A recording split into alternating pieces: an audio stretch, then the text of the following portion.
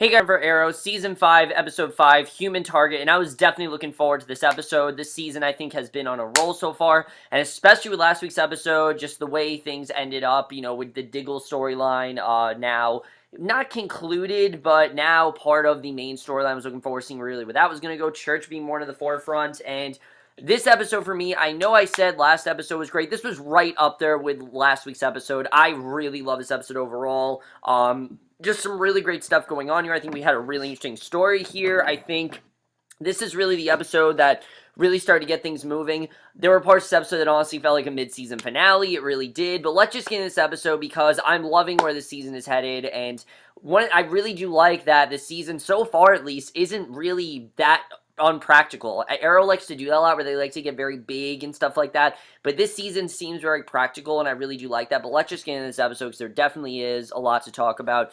So we start off right off the bat with some really not brutal, but just kind of hard to watch stuff. We see Church, he's torturing Wild Dog, and I forgot to say, Shadow Coleman is absolutely killing it as this character. It's great to see him back on TV. You guys remember how much I love Tyrese as a character on The Walking Dead. He still is one of my favorite characters on that show. I really do miss his presence, but it's great that he is continuing to do great stuff as Church, because he really is great as his character.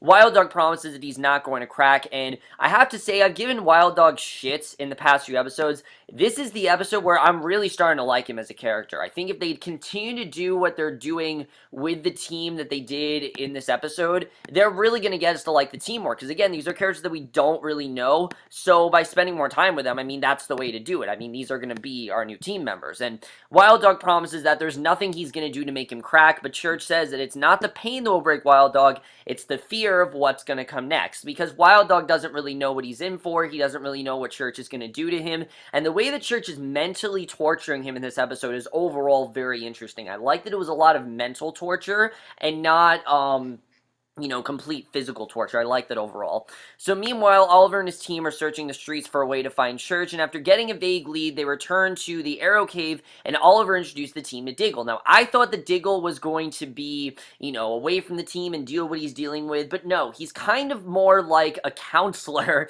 if you will, for the team in many ways, and the reason I'm joking about that is because that's basically what Diggle is now. He's there to be kind of like, not the voice of reason, but he's there to get them back on the right track, and I like that. Diggle is someone who's gone through a lot of hardships, and the scenes between him and Wild Dog when they eventually meet up each other is some of the best stuff in this episode, and I really did love seeing Diggle back here, and I like that even though Diggle, he's not technically a part of Team Arrow, he is still a part of it. I like that overall. He just can't really, do any fighting or anything, so I like that. But, back at City Hall, so right off the bat, I think we were definitely right off the bat off to a great episode.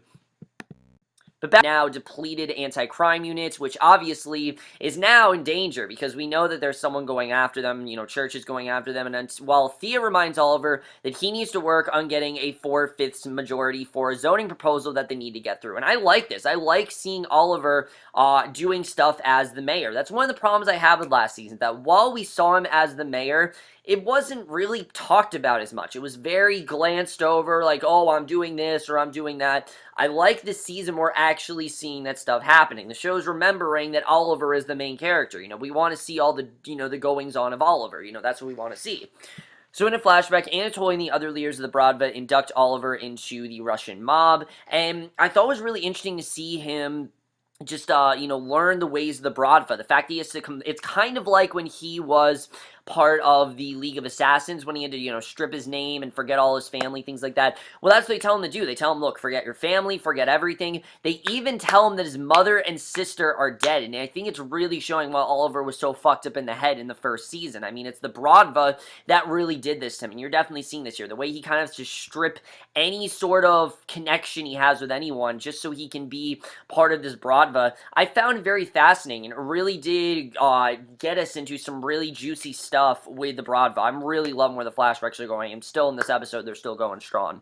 So Artimus and Ragman find where Church was holding Wild Dog, but they've already moved him to another location. However, Felicity used her computer magic to find Church's next probable location, but she promised she would only tell Oliver. She doesn't really know if she wants to tell them. So sure enough, Oliver then finds Church, forcing Wild Dog to dig his own grave, and the way that he is just getting into his head and I mean, you can see he really is breaking Wild Dog here. Like, Wild Dog's convinced that he's gonna die. He really is. And Oliver rescues Wild Dog, but Church does get away. And I thought it was interesting the way he rescued Wild Dog, or Renee, so quickly. And afterwards, Church admits that he cracked and told Church that Green Arrow was actually really Oliver Queen. And this changes everything. I mean, now he knows. And I like that we're not really kept in suspense with that. I mean, it seems like every season, oh my god, he's the Green Arrow. Not really that shocking anymore. It's really not. And I like that Church found out. We also learned that Church is actually planning a major drug consultation, but he's also trying to, Green Arrow, we see motive, why he's going after.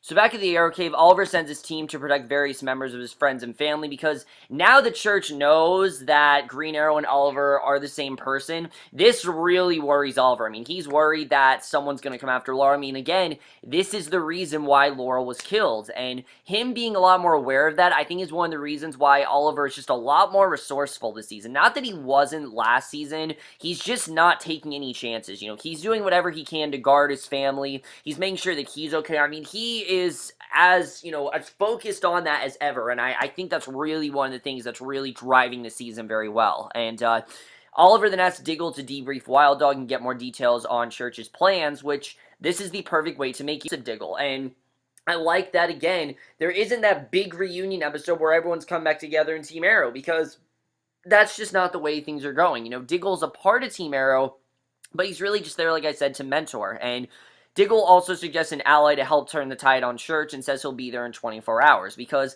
clearly they can't take Church alone. I mean, now the Church knows who Oliver is, this is not going to work. It's just Oliver taking him on alone, which Oliver wants to do, but he needs someone. So the next day, Oliver meets with a councilman, a reporter about his new zoning plans, and the Susan Williams thing, her name was, she was there. However, the councilman says he's not budging because the Queen family previously used loose zoning to build their skyscraper, and this is something that we've always known, that the Queen family was very spoiled and very greedy and rich, and he's just not willing to adhere to them because of the fact of stuff they've done in the past, which perfectly makes sense. And the way that Oliver's past is still getting to him, I really did like seeing.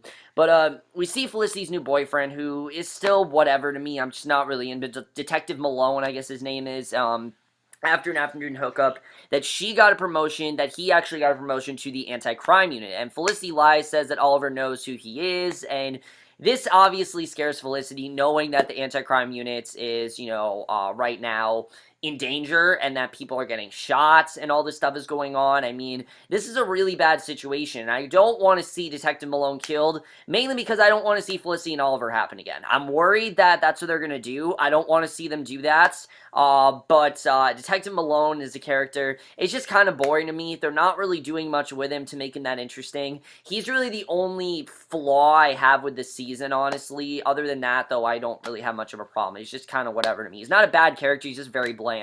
But Diggle then tries to talk Wild Dog through remembering something that could help the team fight Church. But Wild Dog feels like he's in therapy. He doesn't want to be in therapy. He's upset that he's been benched and says he can't remember anything, really. He can't give him any sort of information. And it's, like I said, their scenes are very compelling because they're going through a very similar situation. Diggle isn't really with Oliver, and Wild Dog feels like he's betrayed Oliver. And the way that these two bond, I really do like seeing, and really did add to a lot of this episode. But then we see something that I've been much looking forward to seeing ever since episode 2. Church meets up with Prometheus, who Prometheus becomes a lot more into the forefront of the season. This is reminding me a lot of Luke Cage, the way that this was going. I'll talk about why at the end of this review, but he tells him to back off of Green Arrow, but Church came prepared and brought his own freak to the meeting, who takes an arrow meant for Church without a shrug, and after Prometheus gives him another warning, Church tells the assassin that they're actually not killing Green Arrow, they're going to kill the mayor. They're going to kill Oliver Queen, because if they kill Oliver Queen, then they've killed the Green Arrow, and then that will be done. But, Prometheus wants to be the one to take the shot at him, you definitely see. So I like that we see the Church is in fact doing things for Prometheus's benefit, and that none of this really is his idea. This is all Prometheus getting into his ear, telling him what to do. And Thea then asks Oliver why Oliver has a meeting scheduled with Susan Williams, who we know is the reporter from earlier, and also the one that really did not really take a liking to him, and we know they can't really trust, but Oliver thinks it's the best way to win her over, which I like. I like that he is willing to, listen to her, because she is a reporter, and he asked Susan to give him 1 month to win her over before publishing any more attack articles about his administration,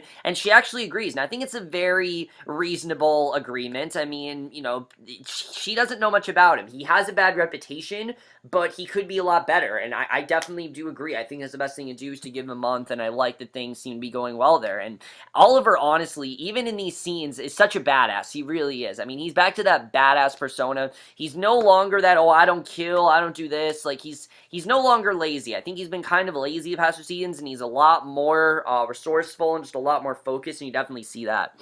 So, back in Russia, one of the Broadvilliers leads warns Oliver that he'll never be a true member of the Brodva, and that Oliver knows what the Brodva does to outsiders. That the only reason that he's, isn't really a member of the Brodva, because, he pulled him in and everything. Just interesting stuff there. I like the way that went overall. Definitely, interesting, with the Brodva. Again, I like the way that's going. But Diggle then tells Wild Dog about his torture from last season. We remember how tough that was when his brother Andy tortured him on behalf of Dark, and Wild Dog admits that he keeps screwing up his life. And I really like the scene with Wild Dog, because up till now, Wild Dog to me just seemed like a rebel. That's all he was. He was a rebel. He was there to cause problems, and I like that he actually is upset about it. He's screwing up, and he tells Diggle that he doesn't want to revisit his latest and greatest mistake. He wants to move forward, but Diggle convinced him that he needs to remember to help Team Arrow. That's the best thing to do. They need him, to find information about Church, because they knew zero to nothing about this guy. I mean, that's the thing.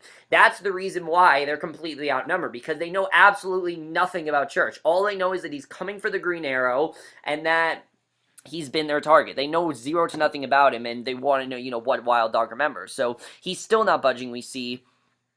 So Oliver and Thea then call out the councilman from earlier. This scene was awesome. I love this. They call him out for trying to hide his true agenda. He's got holdings in the area that Oliver wants to redevelop and blackmails him. And it seems like everything's gone well, but as they leave City Hall, Church's assassins take out Oliver's bodyguard, shoots him multiple times in the chest before fleeing, and such a well-done scene, because that honestly could have been a cliffhanger for Season 5. I feel like if this was a lesser season, they would have done that, but no, this is, this was during a commercial break, and I'm glad that they did that, because it would have been kind of a dumb cliffhanger, but it definitely felt like it could have been. So Lance announces that Oliver has passed away. In a press conference, as Oliver and Team Arrow look on, the dead Oliver walks into Arrow Cave and basically essentially faked his death is what he's trying to do. He takes off a rubber mask. He introduces himself as Christopher Chance, the human target, and it turns out the assassination was actually staged to give Oliver more time to take down Church. That was the best thing, that they actually staged it, that he knew that he was going to be killed, so he had someone take him out, so it looked like, that he had more time to take down Church, and if Church thinks that he's dead, then he definitely has more time to do that. So Christopher Chance we don't know much about, but we do get more into his character.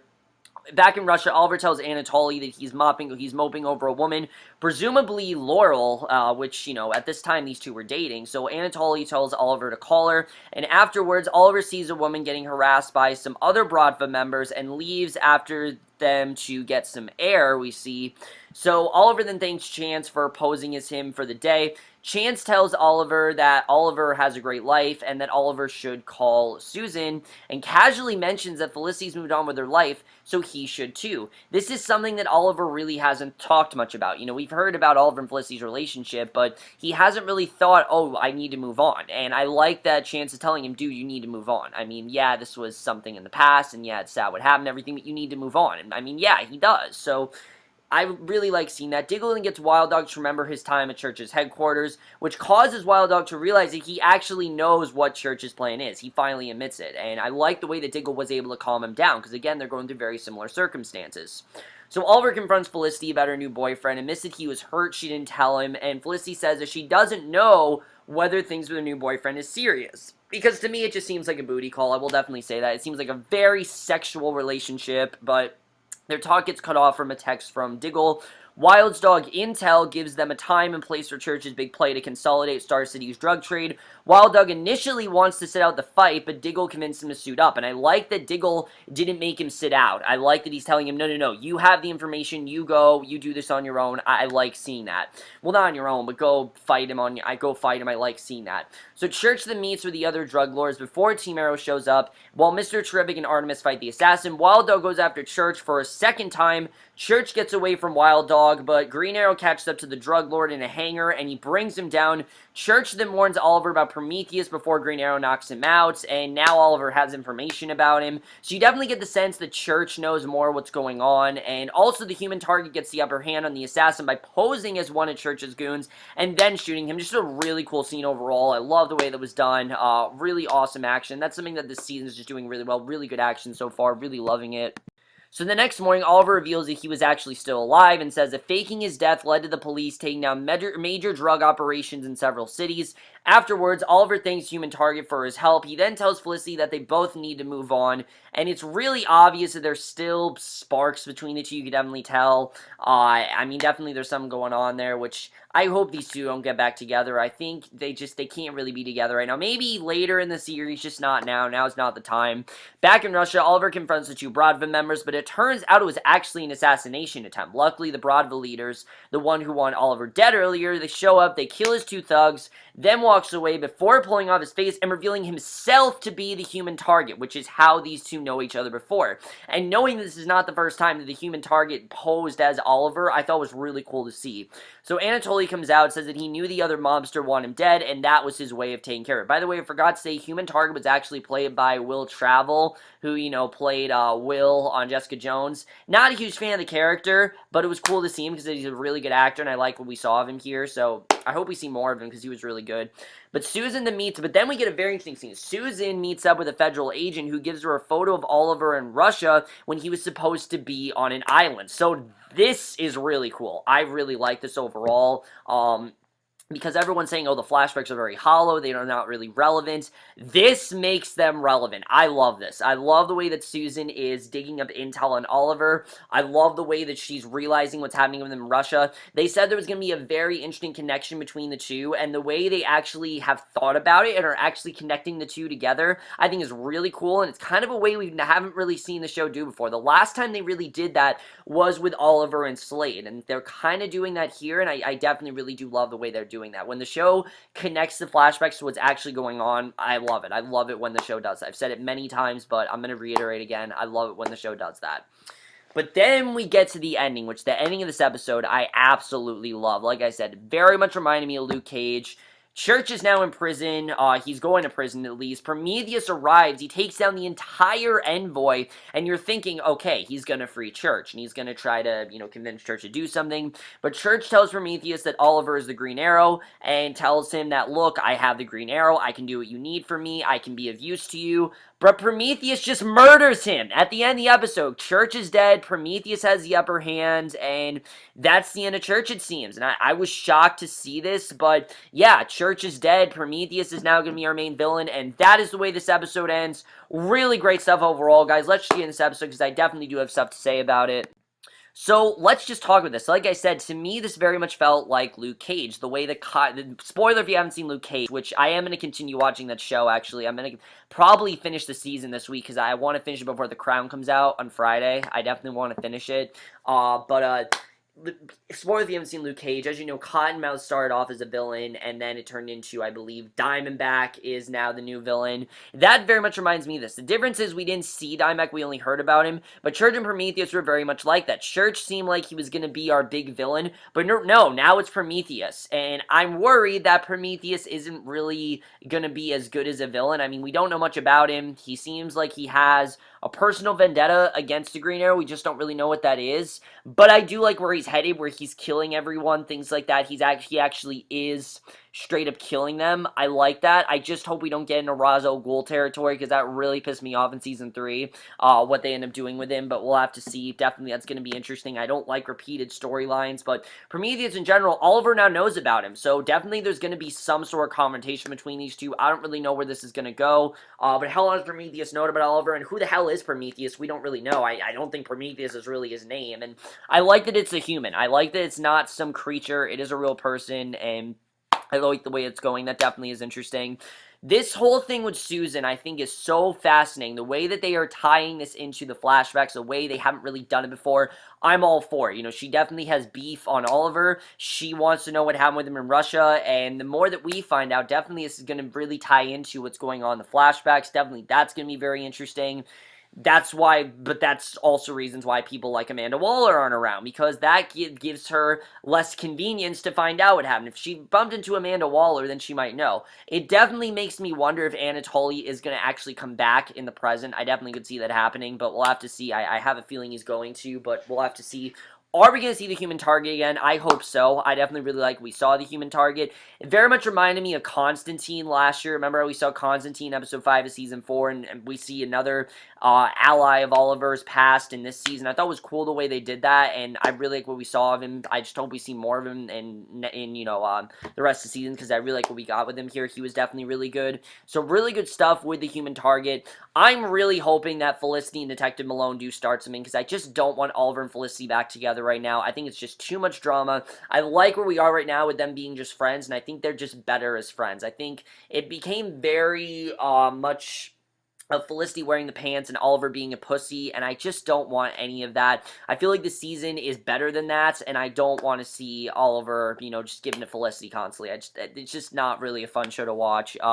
I did really like the fight, though, between Wild Dog and Church. I thought that was really cool, and the way that Diggle actually motivated Wild Dog, I really did like seeing. I'm hoping now we know a lot about Wild Dog, we'll get more into Artimus and into, well, we know more about Rory, but Artimus especially, we know zero to nothing about that character. I don't think the characters had much dialogue either. She's just kind of there. So I want to definitely get in more into Artimus. I'm sure we will, but I like that we definitely got more into Wild Dog overall. I thought he definitely was a very interesting character where we're headed with him. I really like what we got with him here. Overall, guys, really great episode. I really do love pretty much not everything about the season. I don't love Detective Malone, but I love everything else going on. I think everything was really well done this episode.